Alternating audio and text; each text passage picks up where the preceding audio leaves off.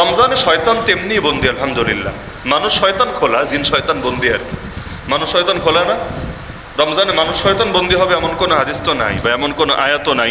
এজন্য রমজানেও চাঁদাবাজি চলে, রমজানেও শ্বাস চলে, রমজানেও খারাপি চলে, রমজানেও বদনজর চলে, বহুত আকাম কুকাম চলে। কেন? ওই শয়তান বন্দি, কিন্তু মানুষ শয়তান তো খোলা আছে। আল্লাযী ইউওয়াসওয়িসু ফী সুদুরিন নাস মিনাল জিন্নাতি ওয়ান নাস। এই মানুষ শয়তান মানুষের দিলে কুমন্ত্রণা দিতে থাকে, কত আজীব আজীব রকমের কুমন্ত্রণা। আর নফস তো খোলাই আছে, নফস তো শয়তানের চাইতেও খারাপ। শয়তানকে শয়তান বানিয়েছিল কে? তার নফস। অন্য কোনো ব্যাখ্যা তো নাই। শয়তানের পেছনে তো আরেক শয়তান লেগেছিল এমন না, ফার্স্ট শয়তান যে, প্রথম শয়তান যে, ও শয়তান হয়েছিল কিভাবে? আর নফসের ধোকায় পড়েই তো। ওমা উবাররিউ নাফসি ইন্নান নাফসা লাআম্মারাতুম বিসসু। সুতরাং রমজানেও নফসের বিরুদ্ধে লড়াই থামানোর কোনো সুযোগ নাই, লড়াই আরো বাড়িয়ে দিতে হবে। গত সপ্তাহে আমরা বলেছি, রোজা যাতে শুধু পেটের রোজা না হয়। আল্লাহ রাসূল স্পষ্ট বলেছেন, তোমার চোখও যাতে রোজা রাখে, তোমার কানও যাতে রোজা রাখে, তোমার জিহ্বাও যাতে রোজা রাখে। এমনকি খাবারের ক্ষেত্রে আল্লাহর রাস্তায় হালাল খাওয়ার চেষ্টা করবেন, হারাম খায়েন না। হারাম খেয়ে ইবাদত করলে সে ইবাদত দিয়ে কি হবে? হারাম খেয়ে দোয়া করলে সেই দোয়া দিয়ে কি হবে? এমনকি নিজে হালাল খাবেন, আর একজনেরটার ব্যাপারেও সতর্ক থাকবেন। আপনাকে একজন যদি উপহার দেয়, ইফতারের দাওয়াতও দেয়, আপনি জানেন তার 100% ইনকামই হারাম। অনেকের মিক্স থাকে, যদি এমন হয় মিক্সড আছে, অল্প কিছু হারাম বাকি সব হালাল, সেখানে সমস্যা নেই। কিন্তু তার সমুদয় ইনকামই হারাম, তার দাওয়াত খাওয়ার ব্যাপারেও তো সতর্ক হওয়া দরকার, তার উপহার নেওয়ার ব্যাপারেও তো সতর্ক হওয়া দরকার। হারাম থেকে এমনভাবে দূরে থাকা দরকার। রমজানেও অনেক মানুষ সুদে জড়ায়, ব্যাংকিং সুদ, আরও বিভিন্ন সেক্টরের সুদ। এখন তো সুদকে লোকে সুদও মনে করে না। এটার ব্যাপারেও সবার সজাগ এবং সতর্ক হওয়া দরকার। রমজান দেখতে দেখতেই শেষ হবে। আজকে এক জুমা পড়লেন, সামনে আর 3টা জুমা পাবেন, দেখতে দেখতেই শেষ হয়ে যাবে। কিন্তু প্রতিটা মুহূর্তকে আল্লাহর রাস্তায় কাজে লাগানোর চেষ্টা করেন। এই রমজান আপনাকে এক অনন্য উচ্চ মর্যাদায় পৌঁছে দেবে ইনশাআল্লাহ। রমজান কোরআনের মাস।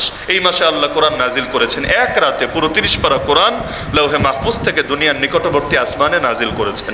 এরপর দুনিয়ার নিকটবর্তী আসমান থেকে আমার নবীর উপরে 23 বছর জোরে নাজিল করেছেন। কোরআন 2 ধাপে নাজিল হয়েছে, 2 ধাপে। প্রথম ধাপকে বলে ইনজাল। পুরো কোরআন একসঙ্গে নাজিল করা হয়েছে। কবে? ইন্না আনজালনাহু ফি লাইলাতুল কদর। ওই লাইলাতুল কদরটা কবে? শাহরু রমাদান আল্লাযী উনজিলা ফীহিল কুরআন। এই রমজানেই কোরআন নাজিল করা হয়েছে, লাইলাতুল কদরে কোরআন নাজিল করা হয়েছে।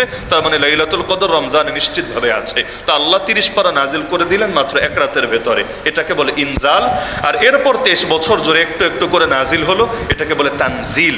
23 বছর জোরে নাজিল হলো। তো রমজান যেহেতু কোরআনের মাস, এখানে কোরআনের হক আদায়ও আমাদের আরো মেহনত বাড়ানো দরকার। কোরআন শুধু রিডিং পড়ার বই না। আলিফ লাম মিম যালিকাল কিতাবু লা রাইবা ফি হুদাল লিল মুত্তাকিন। এই কোরআনকে আল্লাহ নিজেই পরিচয় দিচ্ছেন সমস্ত ঈমানদারদের জন্য হেদায়াত, জীবন বিধান, গাইডলাইন, জীবন আদর্শ। জীবনের সব ক্ষেত্রে কোরআন যদি আপনি আনতে না পারেন, কোরআন শুধু জবানে রয়ে গেল, কোরআন দিলে নাই, কোরআন শুধু মুখেই রয়ে গেল, কোরআন আপনার ব্যক্তি জীবনে নাই, কোরআন শুধু আপনার মসজিদের মধ্যে রয়ে গেল, কোরআন আপনার আদালতে নাই, কোরআন আপনার সংবিধানে নাই, কোরআন আপনার আইন কানুনে নাই, তাহলে কিসের কোরআন রে হেদায়েত বানালেন আপনি? হেদায়েত মানে কি? এটা দেখে দেখে আপনি পথ চিনবেন। গুগল ম্যাপ দেখে দেখে যেমন অনেক সময় গন্তব্যে যাই, এই কোরআন দেখে দেখে আপনি আপনার গন্তব্য মঞ্জিলে মাকসুদ জান্নাত পর্যন্ত যাবেন। তো কোরআন যেহেতু পরিপূর্ণ, কোরআন থেকে আপনার হেদায়েতটাও তো নিতে হবে পরিপূর্ণ। খালি মসজিদে এসে নিলে হবে না, খালি মাদ্রাসার অংশে নিলে হবে না, খালি ব্যক্তি জীবনের অংশে নিলে হবে না। প্রতিটা অঙ্গন যতদিন কোরআনের আলোয় আলোকিত না হবে, এই কোরআন আমাদের মুক্তির জন্য যথেষ্ট হবে না। আল্লাহ নিজেই সূরা বাকারায় বলেছেন, বান্দা তোরা কি কোরআনের কিছু অংশ মানিস আর কিছু অংশ অস্বীকার করিস? যদি এমন হয় তোদের 2টা শাস্তি। এক শাস্তি হলো দুনিয়ায়, ইল্লা খিজিউন ফিল হায়াতিদ দুনিয়া, দুনিয়ায় লাঞ্ছিত হবি, যেমন আজকে বিশ্বে মুসলমানরা হয়ে আছে। আর 2 নম্বর, ওয়া ইয়াউমাল কিয়ামাতি ইউরাদ্দুনা ইলা আশাদ্দিল আযাব, কিয়ামতের দিন তোরা জাহান্নামে যাবি, জাহান্নামের কঠিন শাস্তি তোরা পাবি। এজন্য কোরআন শুধু হুজুরদের জন্য নাজিল হয়েছে বলেও ভাববেন না। আল কোরআন হুজ্জাতুন লাকা ওয়া আলাইক। নবী বলেন কোরআন তোমাদের প্রত্যেকের পক্ষে অথবা বিপক্ষে প্রমাণ হবে। যদি পক্ষে প্রমাণ হয় আলহামদুলিল্লাহ, যদি বিপক্ষে প্রমাণ হয় নাউযুবিল্লাহ।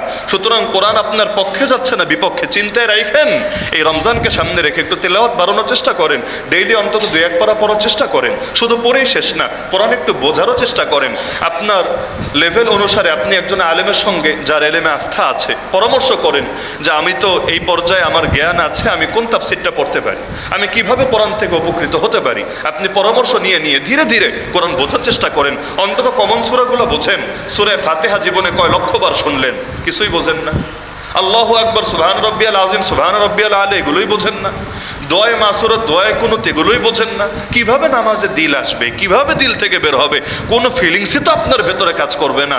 মুখের কথা আর বুকের কথা এক হয় না, মুখের কথা আর বুকের কথা এক হয় না। সূরা ফাতিহাটা শিখতে কয়দিন লাগে?